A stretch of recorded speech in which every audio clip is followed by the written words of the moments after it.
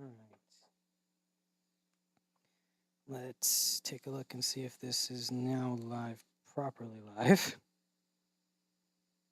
Channel live. Here we go. Take two. Like live.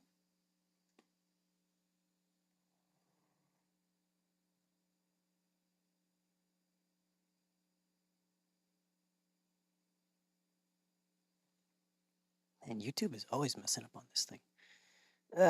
Okay, let's try that one more time. Can I hear myself? Bloop, bloop, bloop, bloop.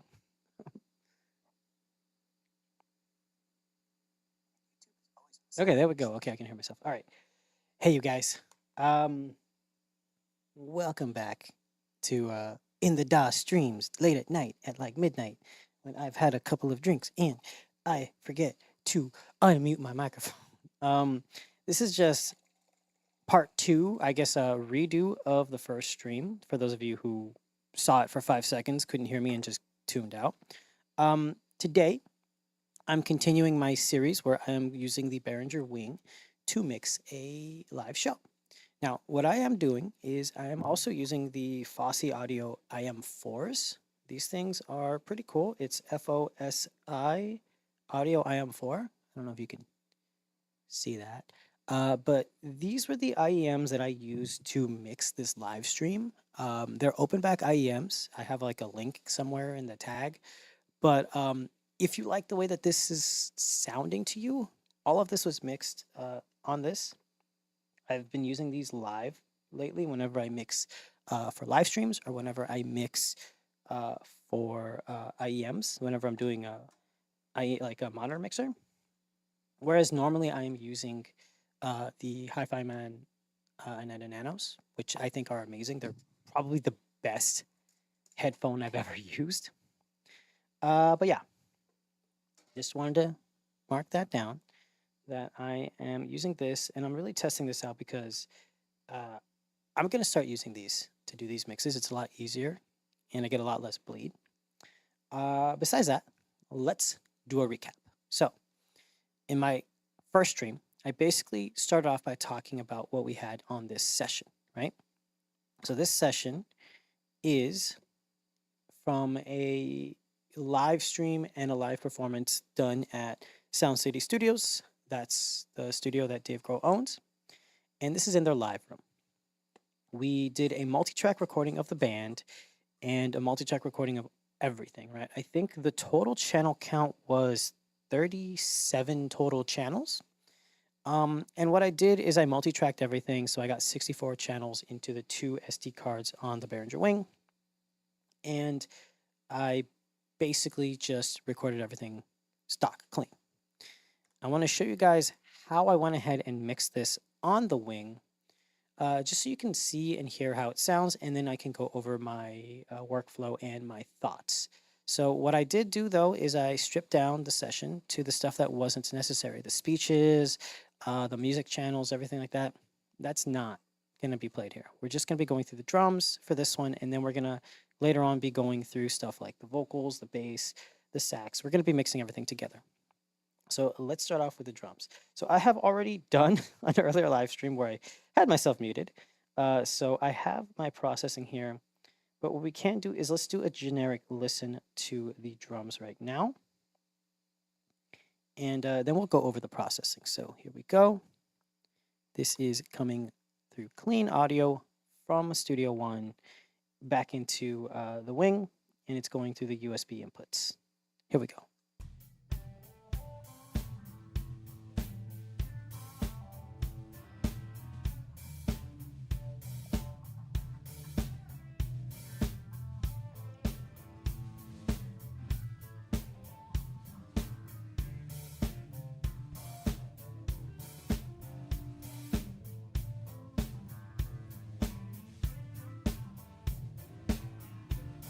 Cool. So all of that audio is being processed 100% inside of the Behringer Wing console. If I go ahead and I bypass all of my processing on every single channel, you are going to see and hear a massive, massive difference. And it's a lot of processing. So we're going to go over the signal flow. We're going to go over what I did. And then we're going to talk about everything together. So this is the raw drums.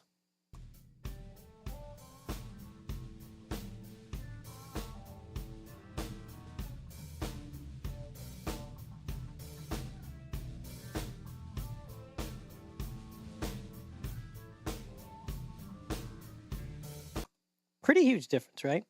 Let's bring in all the elements of the band.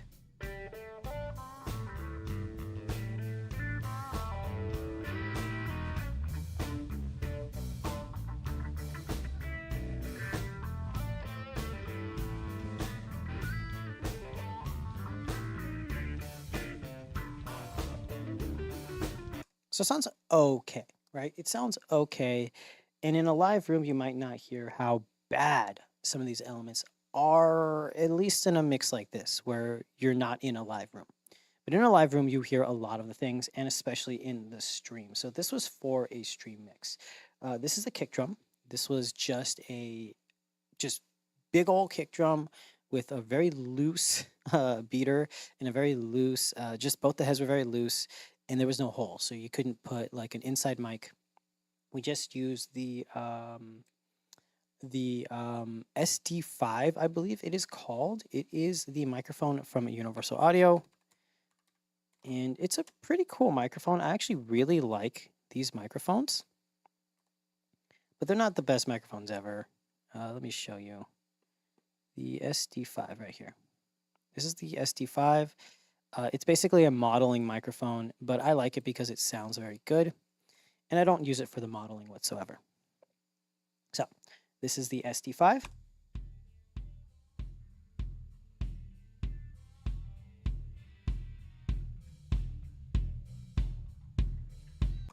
Now the SD5 has a very interesting frequency response where it has a lot of details past where you're supposed to have most kick drum mics. And I think it's because of the modeling. But you could hear how flabby everything sounded, right?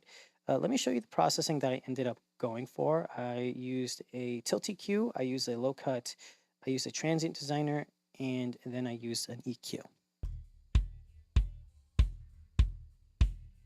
Now that might sound a little bit overdone, but that is so much tighter and more powerful and impactful in the room and in the live stream.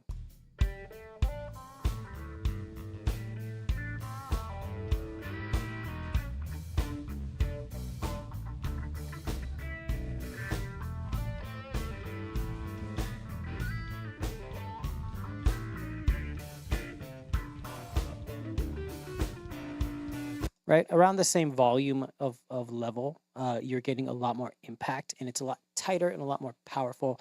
And trust me, in a live room where something that has a very long transient tail for low end, it's going to feed back. It's not going to sound a lot very punchy. It's not going to sound really good unless you're going for like a John Bonham sound or something.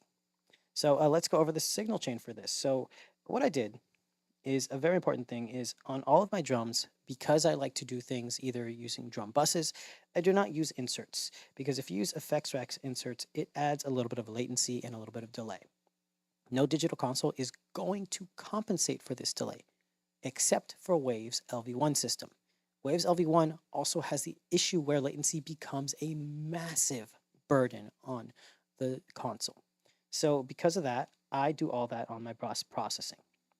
So for this, let's actually just start from scratch.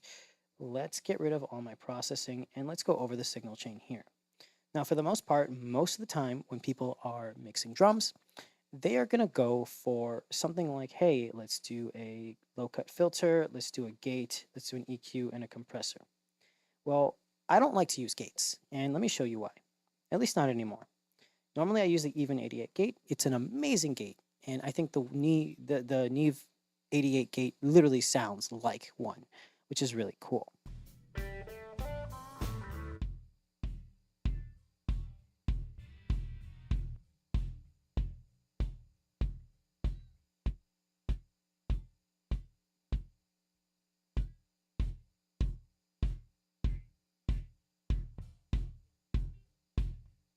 Now that sounds really good at tightening up the transient, but what I find sounds a lot more natural is using the wave designer. Now this is, as of the new update, the 3.1, I believe. Which one is it? It is, I don't know what the firmware is. Yeah, firmware 3.1, yeah. Firmware 3.1, all of the dynamic sections have full gate and EQs, full gate and compressors. So I'm going to use the wave designer, which is a transient shaper. And I'm going to show you what happens if I turn the sustain all the way down.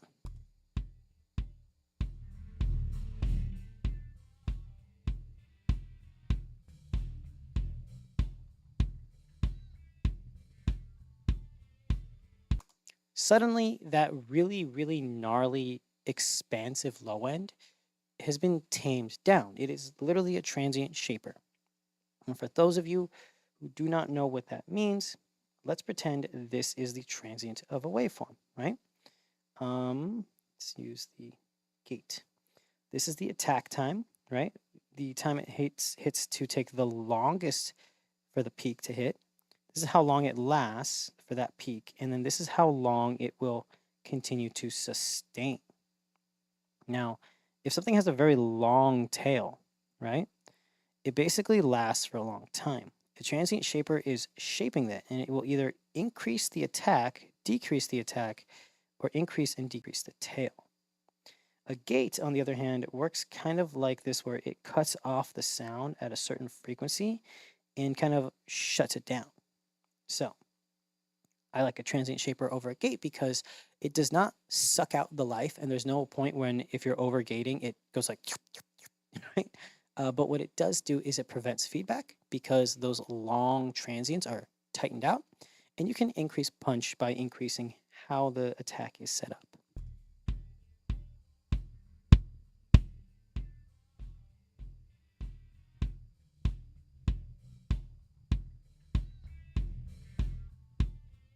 It got rid of a lot of the room tone, which is really good. And this is one of the few SPL style emulations that the Behringer Wing has that I think sounds amazing.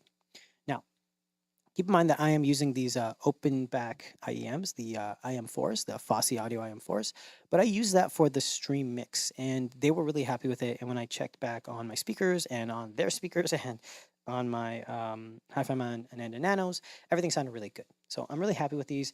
But if you are going to be using IEMs, make sure you have good ones that are balanced and you have ones that are tunable. If not, you tune them yourselves. I am using the aluminum resonant capsule, which gives you resonant chamber, which gives you more low end.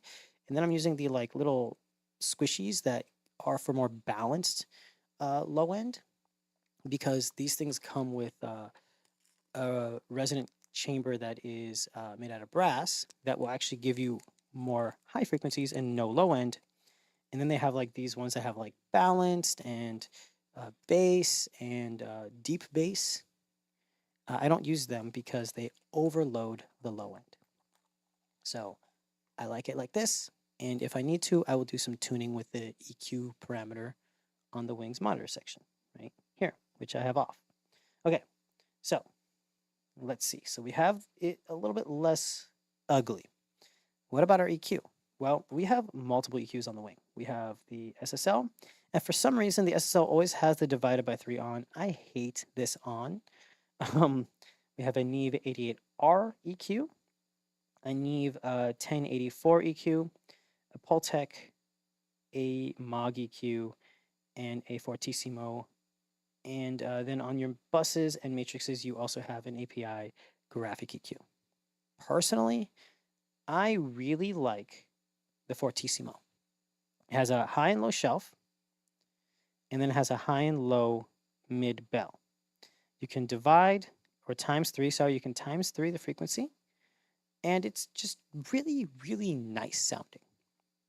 But for some reason, and I believe a user actually, a viewer mentioned that he thinks the Behringer Wings digital EQ is modeled after one of their like higher end series, their like older generation high end series EQs. I can see that. It sounds really freaking good. Really good. So let's just listen to it now. So already we fixed a lot of the problems, because if we bypass the transient shaper, You hear that? That's really bad. So let's turn that on. It's still a problem, so we'll just shape it out. And we're getting a little bit of ugliness somewhere.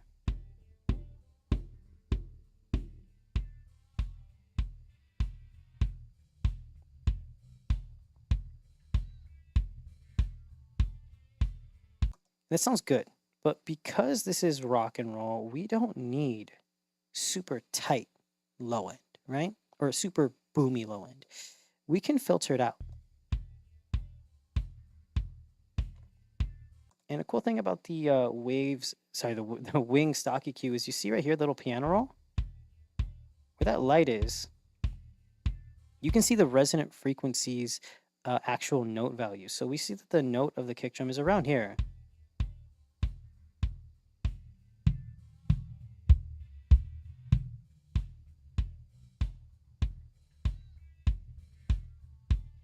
So that's where it's having the most oomph and the most power.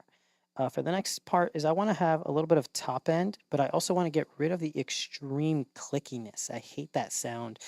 As much as I'm a metalhead, I don't like listening to that in the real world.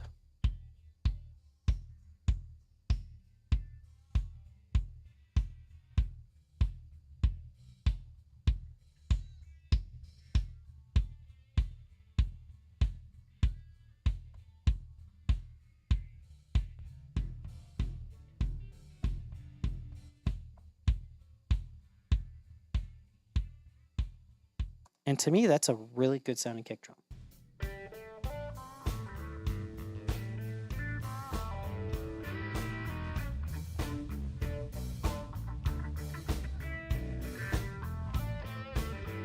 Like, you hear that? How even though it's still low and buried in the mix, it's punching through. It's punchier. It's tighter. It's punchier. It sounds good. And at least to these IEMs, I think it sounds really good. Let me know in the comments what you think, or if you have any questions or you want to say anything. But yeah, it's personally to me, I think it sounds good. Hold on, let me see.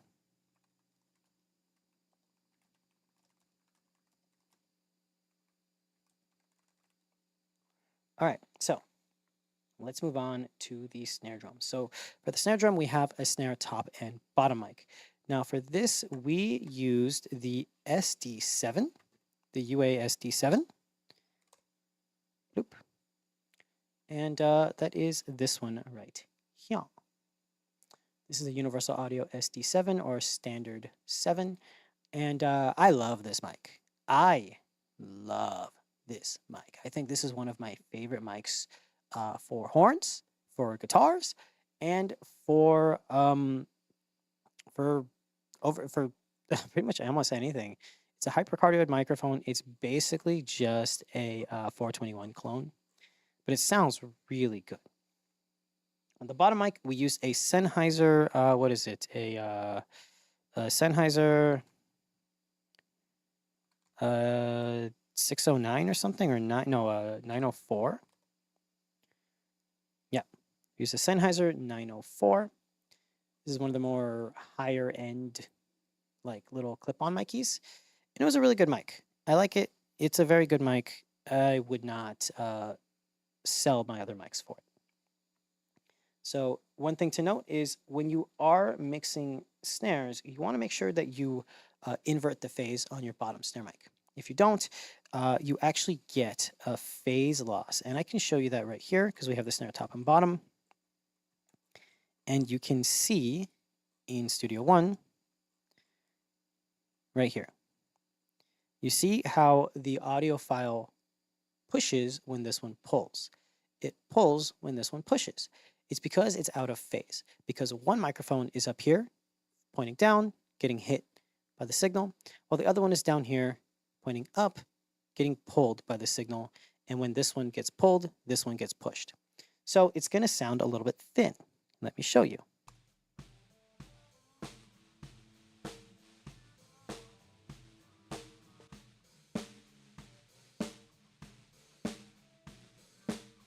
See how inverting the phase added a lot more body to that sound. Let's bring these up.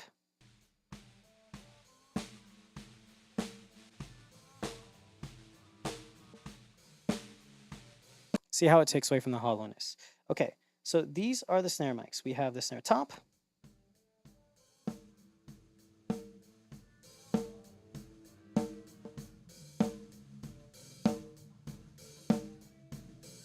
Overall, a decent snare microphone.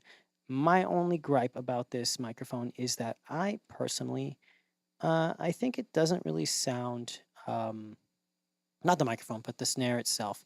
I personally find the snare did not sound very good. I did not enjoy the sound of the snare at all. I thought it sounded very, very bad. It has too much resonance, it's too ringy, and to be honest, it just doesn't have the type of tone that I'm going for.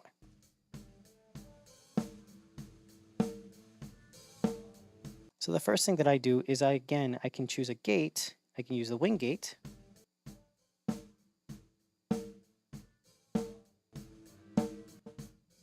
Which is an amazing sounding gate, by the way. Fantastic sounding gate. Because we can use the even 88 gate, which is a Neve gate.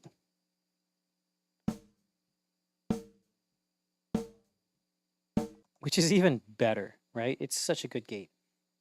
But I go for a transient designer because I can keep the bleed and the room sound, but shape and just design how the transient works.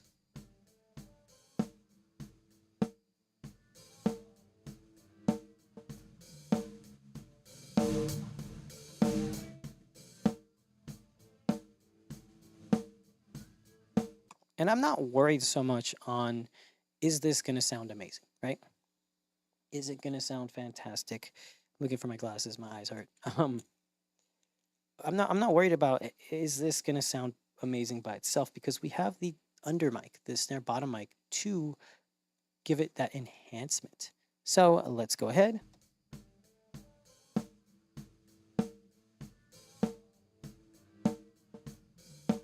First thing that I'm seeing is we have a resonant frequency, and I hear that as well. It's around here, and we don't like it. I think it's going to be too ringy.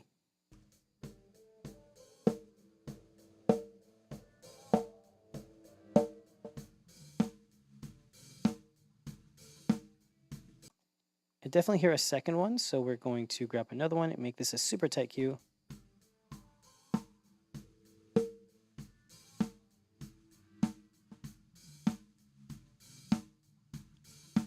That sounds good. Now we can go ahead and use a low cut filter, and we can maybe just start at maybe 90 hertz. And then I like to boost a little bit of 100 hertz as a nice fundamental.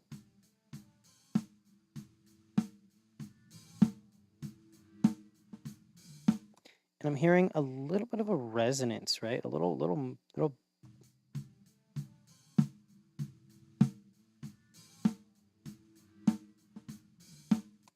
And maybe we can turn this into a parametric EQ and just add a little bit of thwack.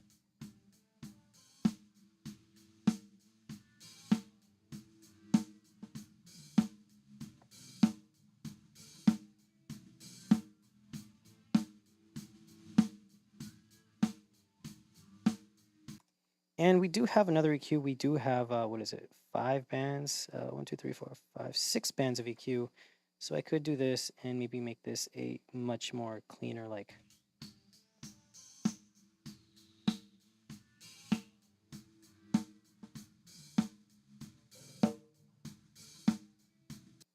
That sounds good. Let's then add a distortion plugin. I like to use the Soul Warmth Pre. This is a SSL style preamp emulation.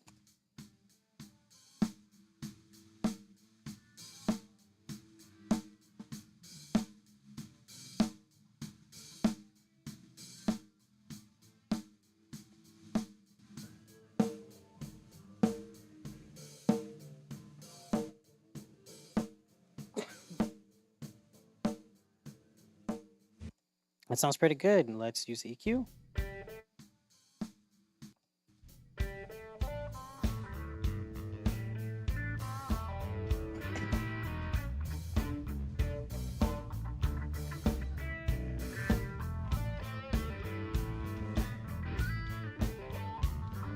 Yeah, that tightened it up a lot. That made it sound pretty good. But we also have a snare bottom mic, which is going to give us that extra crunch, right? So let's bypass all this processing and let's listen to this one.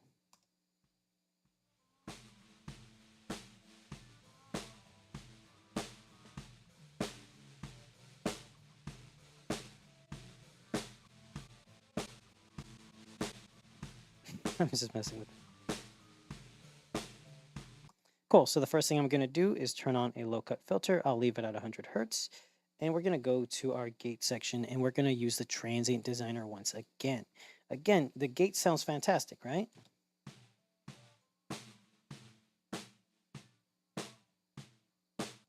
But I want to transient design it because I can shape the attack, the sustain, everything.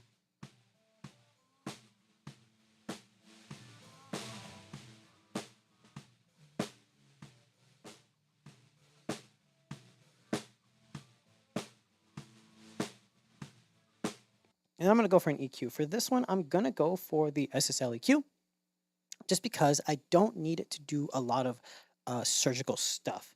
The first snare, the snare top, did not sound good. It wasn't tuned properly. It had some issues, so we had to correct them. But the snare bottom sounds fine. It's just a snare bottom.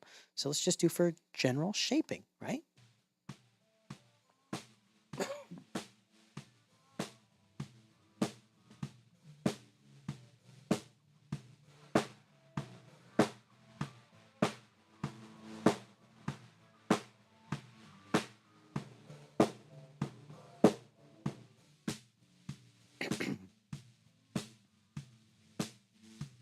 I'm actually pretty happy with that. Maybe we can go for something like a compressor. I don't think we need distortion because that's going to bring up too much noise floor. But I definitely like that. Maybe we're going to go for a even 88 comp. It's one of the newer compressors.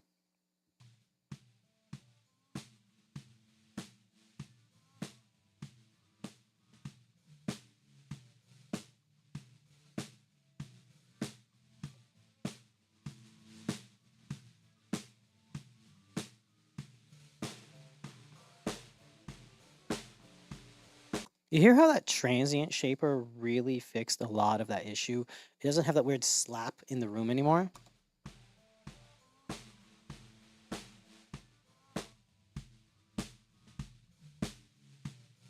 It's tight, so let's keep this in here.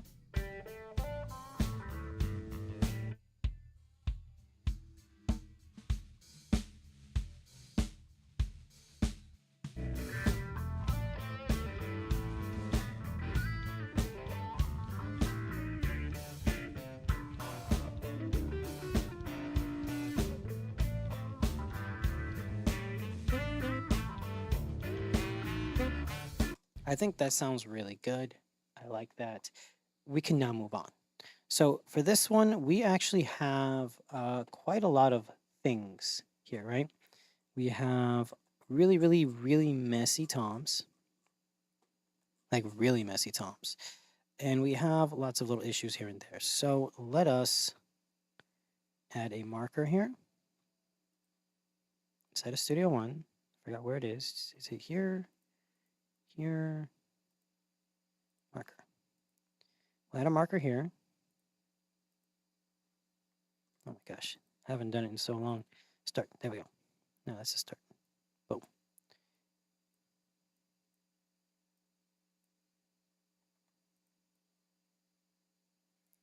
We will do the toms right here. And let's just listen to the toms.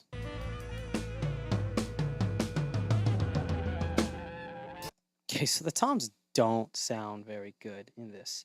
And that wasn't because of the mics. We were using Universal Audio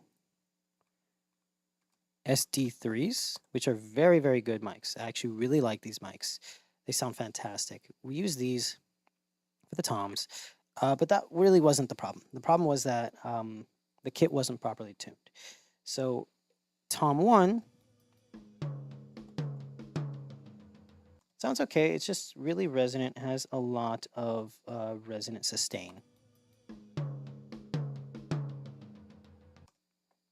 And how are we going to fix that? Well, like I said, we could use a gate. But I like to use a transient shaper.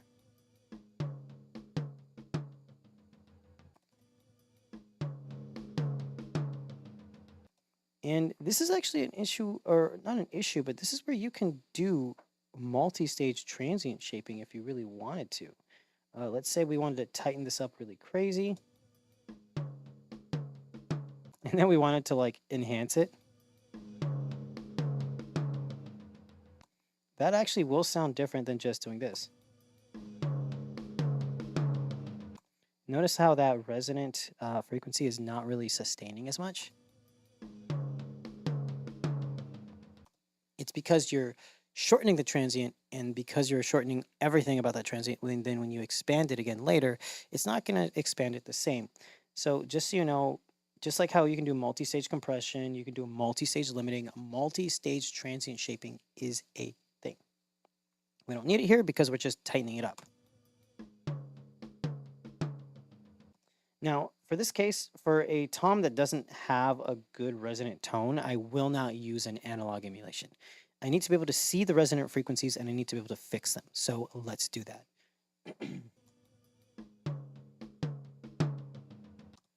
First thing is we know that this is going to be the resonant frequency that is the, I guess, the root note. But that root note is kind of muddy. So let's get rid of the frequencies around it that are really muddy.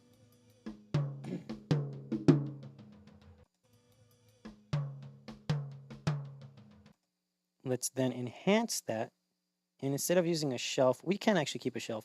Let's use a low cut. We'll have it at about 80 hertz. That's a huge change. We can then have a nice wide bell. And we can actually just find a tighter frequency to kill. We don't want to have that papery clicky sound. And we're also getting another mid-range frequency that we don't really like. Kind of papery. That sounds really good. Let's listen to the before.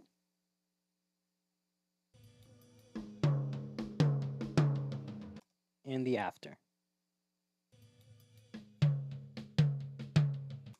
Beautiful. Now we're just going to pan it over and set the levels.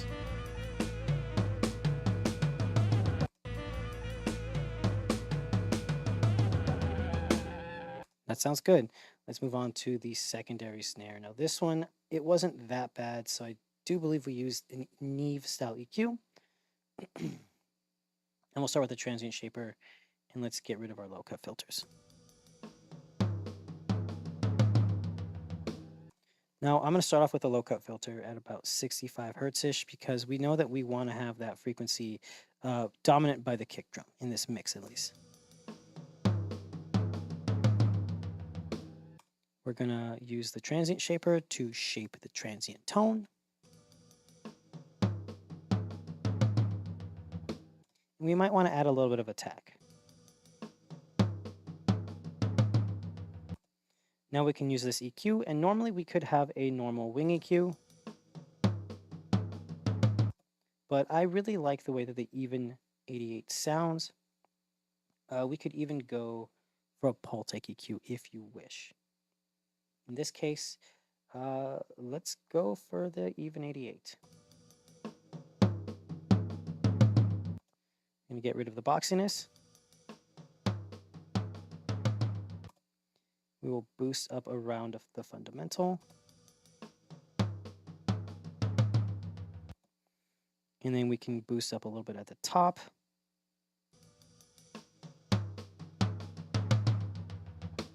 And this is where we're going to make a tight Q and get rid of that clickiness.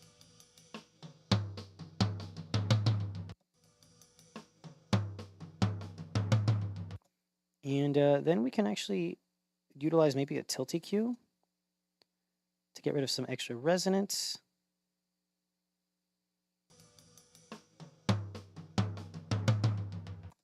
And if we listen to the before,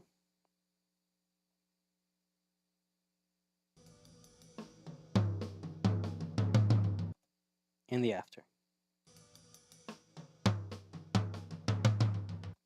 if we really want to, we can add some distortion to add some impact, or we could even do something else to really shape it, but I'm okay with that. Let's listen to the high and mid tom. That's pretty good. Finally, we have the low tom.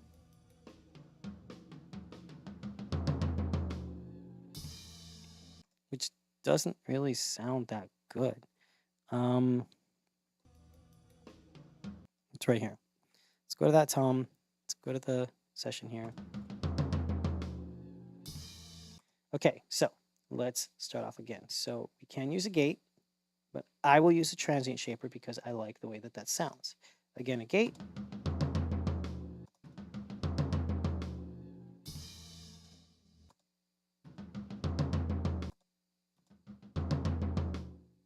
It's cool, but it's kind of killing it. We can increase the impact. And then we can use an EQ. Now we can use the even 88, which I used earlier.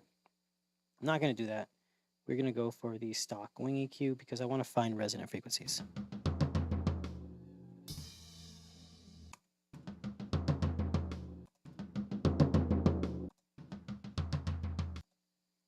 Make a nice wide cut.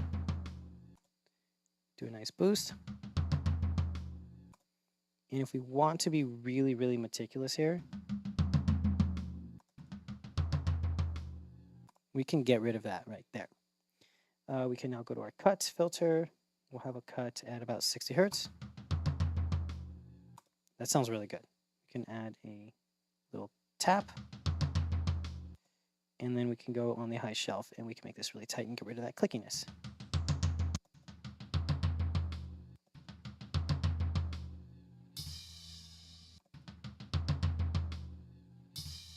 Okay.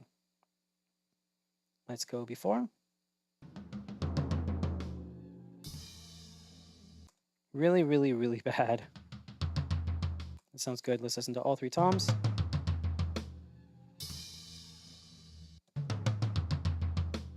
Beautiful. So let's go to this tom. We'll pan it out. Go to this one. We'll slightly pan it. And this should sound good. That's pretty good. That is sounding really, really good. So now we can go back to the song and we can maybe give ourselves a room EQ for the overhead mics, right?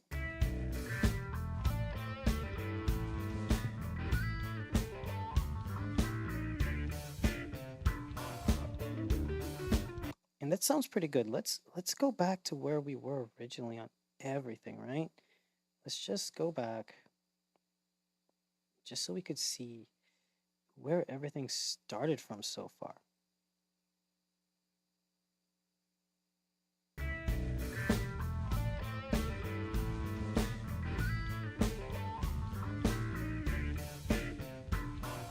It was okay, but there was no punch, there was no impact. It was a little bit meh.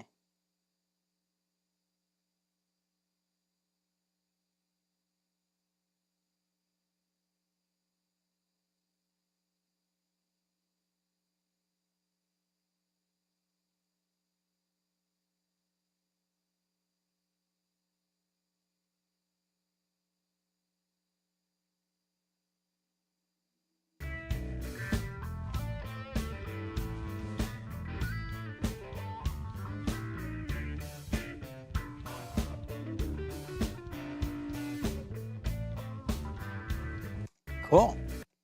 That sounded pretty good. Let's go for the room mic now. We'll solo this up.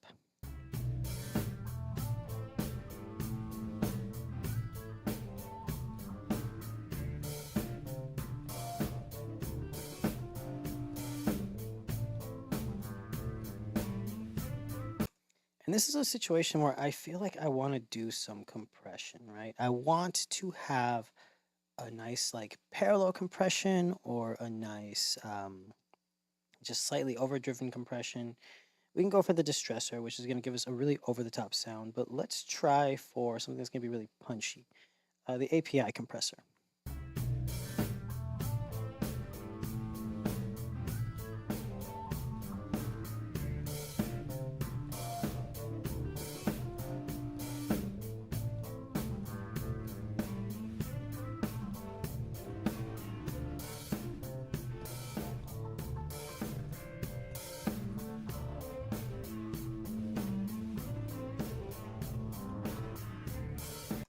And from what I understand, I'm pretty sure the old might be, I think old and new is supposed to be the old and new circuitry, but you're supposed to have hard and soft knee.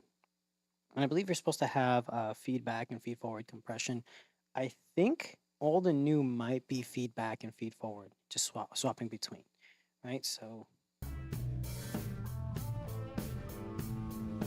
really snappy and gooey. A little bit more like I don't know. It's hard to describe, but listen to old and new.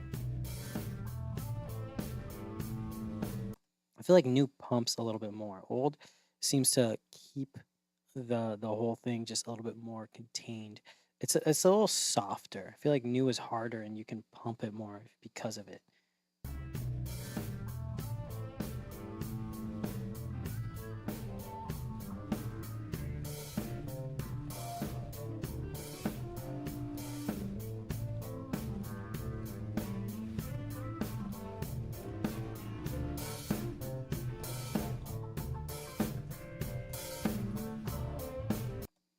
Let's try a soft knee.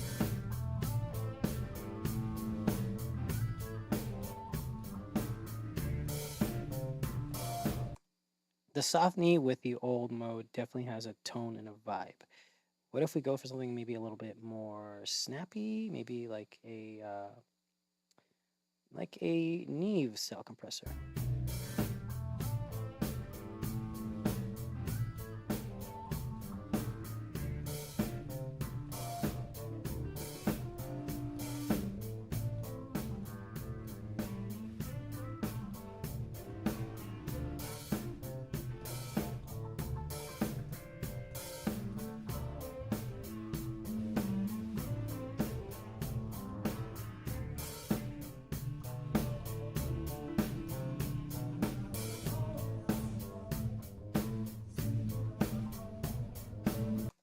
Man, the 33609 has a cool attack. I like the 33609. I like it a lot.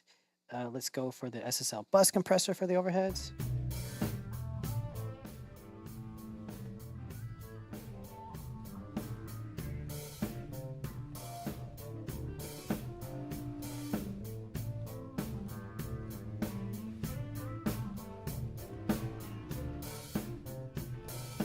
Listen to how it softens the snare hit and how it kind of like changes the way that the overheads are shifting.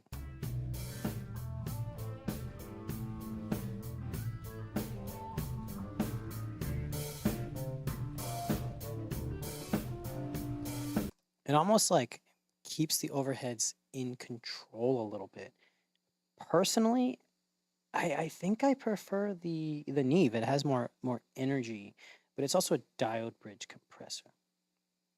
What if we went for something different though? What if we went for a DBX 160? This is known to be very squishy.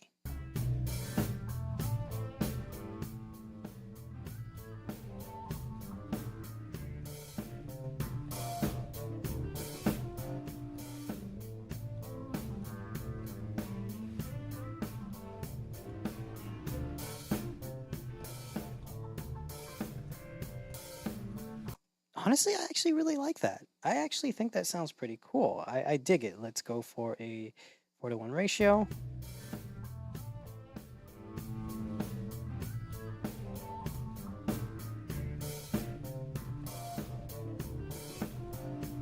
I like it. Let's try the newer version, which is the over easy one.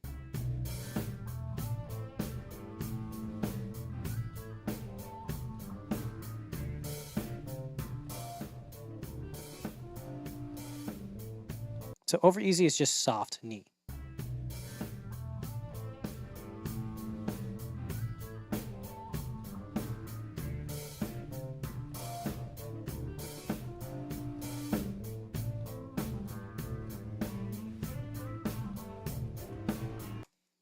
I think I'm gonna go for the overheads using the DBX 560. It's pretty good.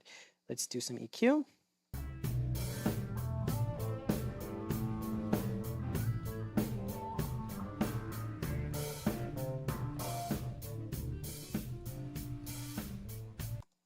I don't think that that's gonna work for me. I think we're just gonna go for maybe a Mog EQ.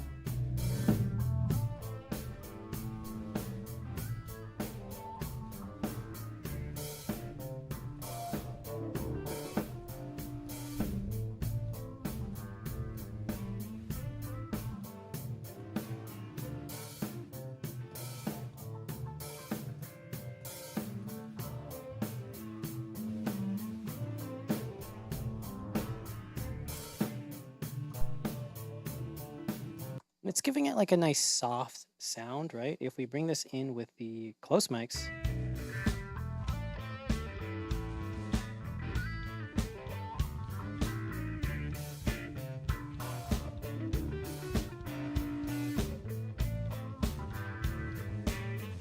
yeah, to me it sounds really good. It sounds very nice. I kind of dig that like overly squishy DBX compressor for the overhead.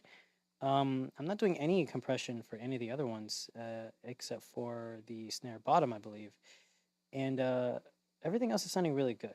I know we're not supposed to be using this for the kick drum, so let's get rid of it. Just go for like a stock wing compressor.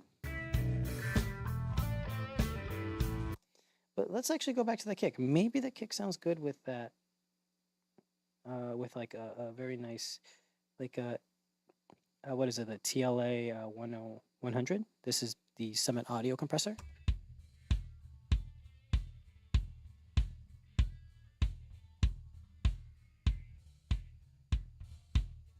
Yeah, I like it. I like it. It's doing some tonal shifting. I like it.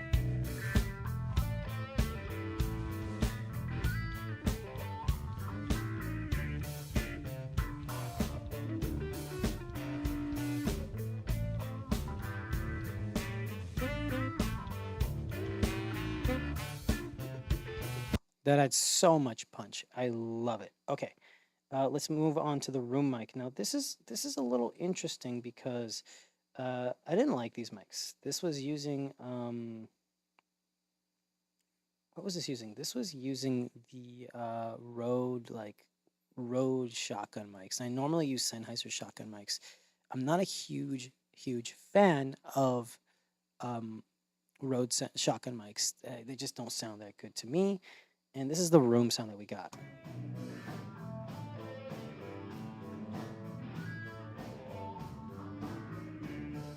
To me, it just was too muddy and muffled.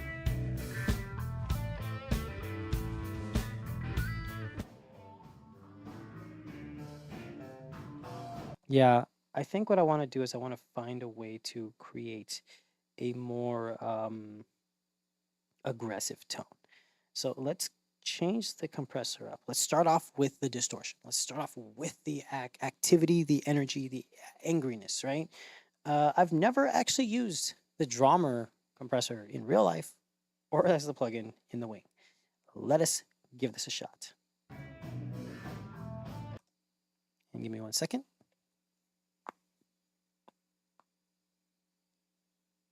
All right, back, sorry.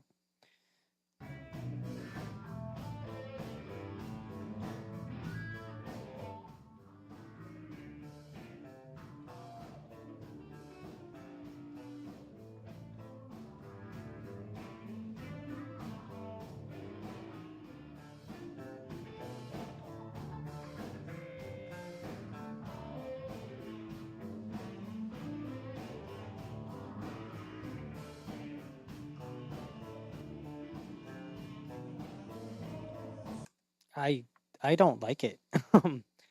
I just don't like the way this sounds. It's so funny. I love the LA2A. I love the 1176. I love the Fairchild. I love the Summit Audio TLM 100 or TLA 100 because I used to own one. Summit Audio is my favorite version of an LA2A. I'm just not digging this. Let's try the distressor. I love distressors in real life. I use them all the time for vocals and for drums and for bass. So let's try this out.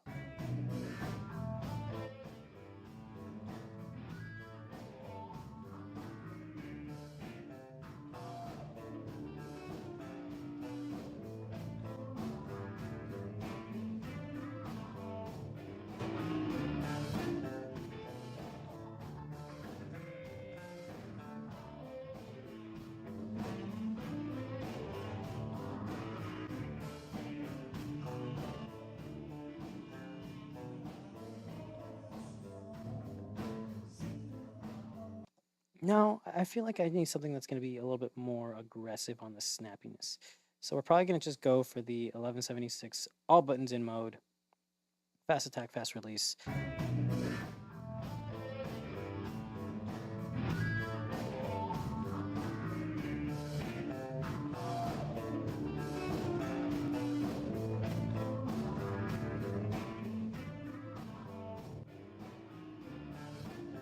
That really does transform the sound.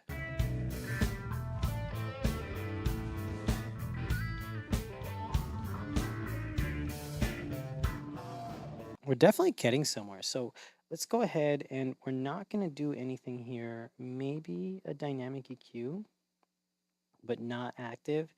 And let's change the signal flow just because I don't feel like getting those same settings. We'll just move that down. And let us go ahead and do some EQ.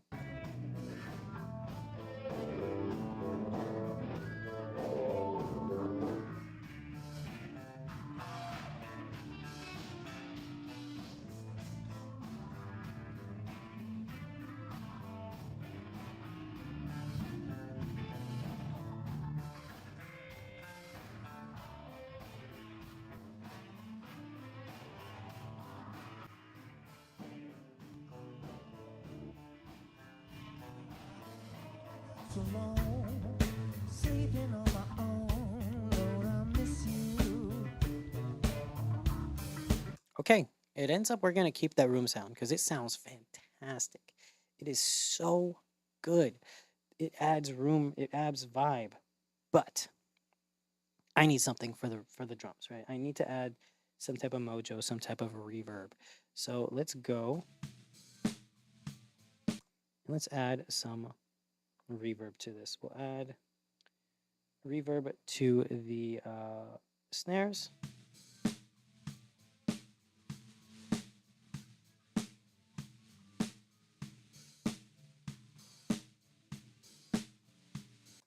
And let's go to our reverb itself. So we'll go to the vocal hall, we'll solo it up.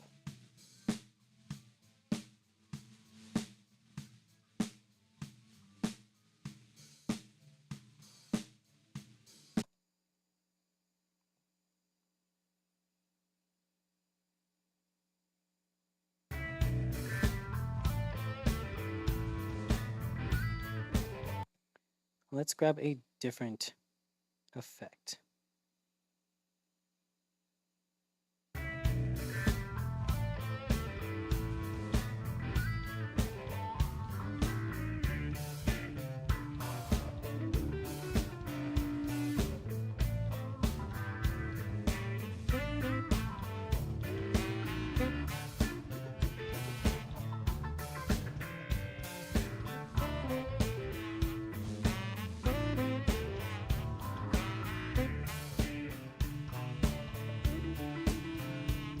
I've been holding out so long, sleeping on my own, Lord, I miss you. I like that a lot.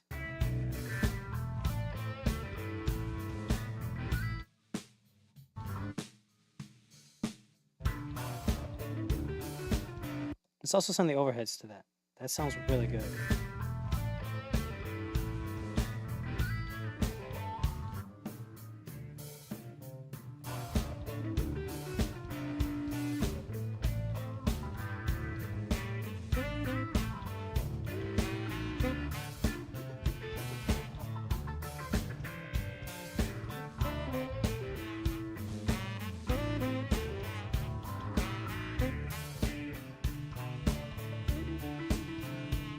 I've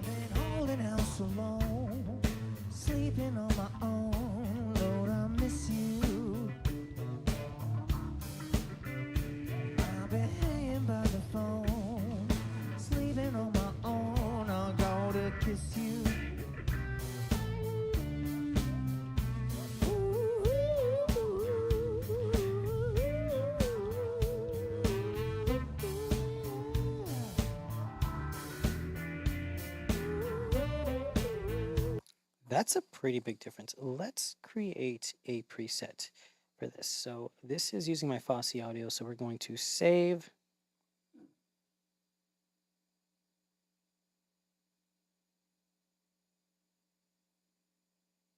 Save this as the stream mix. And then I want to make a all bypass mix just so that we can do a quick A/B on our processing. So let's go just for the drums for now. And by the way, the reason why we're naming this Fosse audio mix is because this entire mix is being done on my Fosse audio IM4s, these little open back IEMs. So if you guys don't like the mix, let me know because it is being done on IEMs. But let's do this. And then we're going to go to the vocal hall, remove all of these sends, save.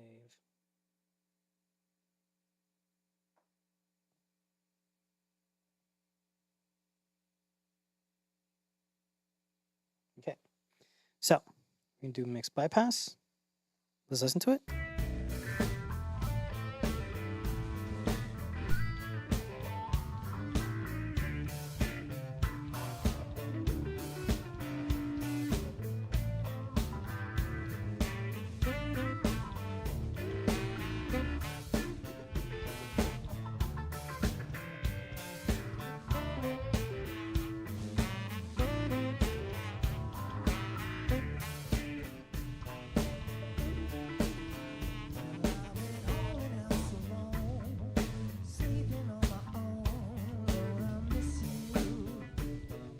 Listen to the difference between the kick drum, the overheads, the room tone, everything for the drums, right?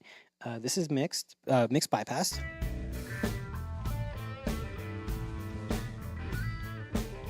It's good because it's good mics, but we'll swap over to the new one. So this is mixed bypassed and this is mixed on. Bypass first.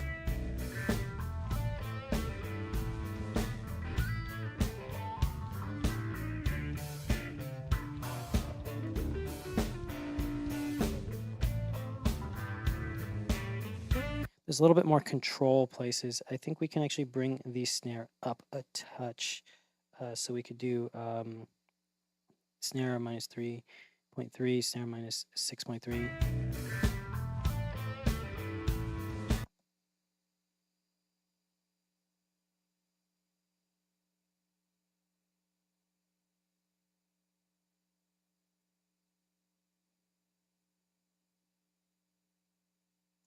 And, you know, we could do it like this.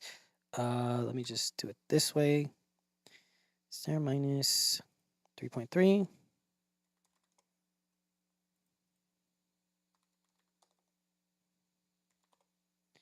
And this minus 6.3. Update, go.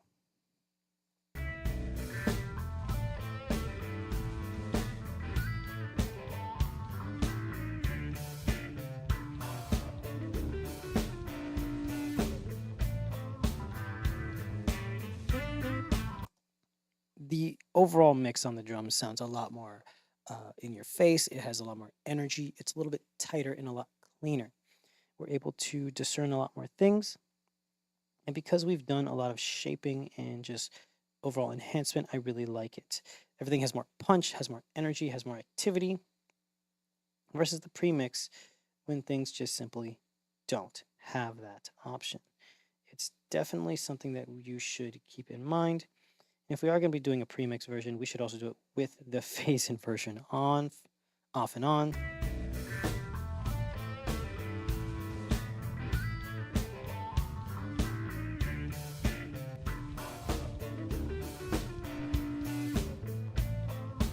It's a pretty big difference, and it helps a lot because now we can go ahead and we can move on to the next element. So we can go to the bass and guitar and the sax, and then we can do the vocals and we can create a full mix.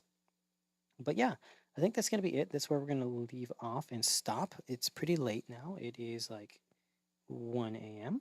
and I'm pretty tired. But yeah, thank you guys for watching. Hope you enjoyed. Hope this was a lot better than the original stream where I completely forgot to um, unmute myself. I will try to remember that from next time. But yeah, this is German Within the DAW. I hope you guys enjoyed, and I will see you guys later.